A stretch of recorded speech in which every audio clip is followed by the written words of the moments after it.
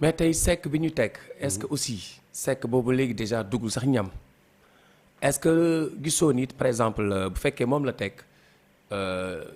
gisoo ni il va pas répéter les mêmes erreurs par rapport ak Koulibaly parce que ku ne xam na ni Seck aussi dafa jóge ci méforme. waaw certes Seck dafa jóge ci méforme mais bon comme ni ñu koy waxee fan yi ñëwoon na Sénégal nekkoon académie génération foot doon fa liggéey te ñamu doon liggéeyal c'est des professionnels parce qu'ils forment des joueurs yoo xam ni ils sont en milieu professionnel et que le milieu professionnel la ñuy jouer en championnat du Sénégal donc lii xew Europe mooy xew fii donc le même travail qui se passe en Europe c'est le même travail qui se passe ici donc loolu il peut en bénéficier étant donné que moom il a su récupérer il a su regarder à partir du banc depuis la préparation depuis les 2 matchs officiels xam na lan moom moo ban impact la war a indi ci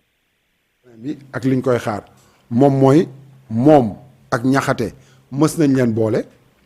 et ça a été benn paire boo xam ni bu amoon njëriñ la donc tey ñu boolewaat leen je pense que ni moom ci wàllu boppam tey dina wane li nga xam ni moom la ñuy xaar ci moom étant donné que tout le temps bu duggee les balles arrêtées surtout les corners moom am na ci impact parce que moom il sait faire le but quand il est dans la surface de réparation pour loolu. am na 11 moo jot gis naa ni Jacobs moo remplacé Malick Diouf. bon c'est parce que bu fekkee dafa indi Jacob comme arrière latéral gauche c'est parce que équipe bi dina toll benn moment boo xam ni ils vont se mettre en 3-4-3. 3-4-3 Crépin Diatta moom mooy dugg ci milieu terrain bi Jacobs bu fekkee dañuy attaquer le côté gauche Crépin mooy ñëw comme 3e défenseur. bu dee dañuy attaquer le côté droit Jacobs mooy ñëw comme 3e défenseur donc on aura Habib Diarra comme genre piston on aura Crépin Diatta comme genre piston et on aura Gana Gueye ak Lamine Camara au niveau du milieu terrain pour les accompagner plus les 3 attaquants. Belle vue vraiment machallah donc man 11 major nous avons Mori Diaw mais am na ñu xamante ni préféré woon Diouf différence bi. bon boo xoolee équipe nationale li muy doxee boobu ba léegi à part Edouard Mendy Mori Diaw mooy ñëw donc ce qui veut dire que ni ci norme bi Mori Diaw moom mooy le 2e gardien de l'équipe nationale du Sénégal Ivan Diouf door a ñëw comme 3e donc c'est normal Edouard newu fi ñu indi Mori Diaw Mori il n'est pas mauvais il l'a démontré contre les États-Unis parce que am na ay arrêt yu mu fa def mënoon nañu jël lu ëpp 3 buts mais am na loo xam ni def na ko fa pour wane ni moom bu nekkee ci camp yi au moins xelu sénégalais dinañ xaw a dal même bu ñu dalul à 100% danañ xaw a dal. booba léegi Sénégal maanaam opinion publique bi mi ngi laaj mi ngi conseiller mi ngi proposer ñu jël Ismaïla Sarr def ko comme avant-centre wala au moins derrière l'avant-centre tey ñu gis ni Pape Thiaw jël na Ismaïla Sarr def ko avant-centre est-ce que commencé wul di delluwaat na meloon parce que Pape Thiaw da daan déglu askan wi maanaam ku ne xam nañ 50% de décision yi d'opinion yi moom moo ko yore mais dafa jël 30% daf ko jëloon 30% jox ko askan wi jël 20% jox ko maanaam staff technique maanaam ñi nga xamante ñooy nekk ci wàllu technique mais sénégalais lambda bi nga xamante ni moom voilà amateur la donc supporter la gis-gisam parfois day am solo ba tax na ko doon déglu léegi nag opinion publique bi tey ñëpp dañu waxandoo non pourquoi pas Ismaïla Sarr neuf ndax presque loolu lay joué fële nga xamante ni mooy clubam. Crystal Palace loolu la fay joué excusez-moi parce que l'entraîneur a pu le recadrer parce qu'il jouait comme excentré quand le numéro 9 type est blessé l'entraîneur l'a mis dans l'axe pour que moom mu mën ko def parce que comme Ismaïla sait décrocher Ismaïla sait tenir le ballon Ismaïla sait dribbler sait faire une passe et retourner pour aller à l'abordage vers l'avant. ba pare am na vitesse. te am na vitesse loolu moo tax entraîneur am recadré ko donc tey bu ko Pape Thiaw indee foofu war na ko fa indi donc à lui maintenant de montrer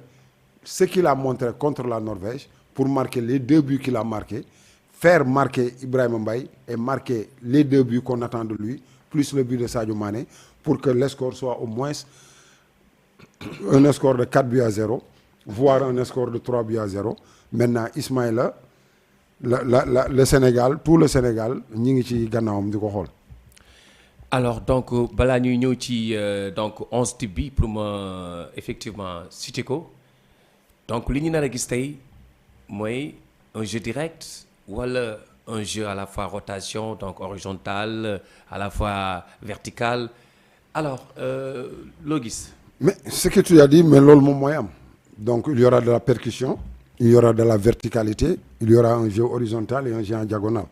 Et il y aura aussi un jeu en profondeur. Donc loolu la Pape Thiaw indi parce que boo xoolee ci ni mu composé mooy suy attaqué dafay nekk en surnombre. Surnombre bi lan moo koy indi quand Jacobs sort comme piston. Habib Diarra de l'autre côté comme piston donc c'est Habib Diarra moom mooy dem soit à gauche soit à droite wala Lamine Camara kenn dem fa comme piston donc moom Habib Diarra Gana accompagné su dee Lamine Camara moo génn su fekkee Habib Diarra moo génn Gana ak Lamine Camara accompagné donc suñuy accompagné on va se retrouver avec 5 devant plus 2 derrière ça fait 7 donc le Sénégal compte attaquer à 7 devant. Donc, sur ce, je m'en vais vous donner le 11 type donc, du Sénégal. Nous avons effectivement Mori Diaw dans le but, Krépin Diatta comme latéral droit, Abdoulaye Seck qui remplace Koulibaly dans l'axe central défensif, Niakhaté aussi, donc son compère, donc voilà. Nous avons aussi Jacobs comme latéral gauche. Au milieu, nous avons Idrissa Gana Gueye, le doyen du milieu, donc Habib Diarra, percutant dans le milieu également, et Lamine Camara quand même qui s'est rattrapé donc face à un mauvais match contre la France, contre Norvège, il a été là.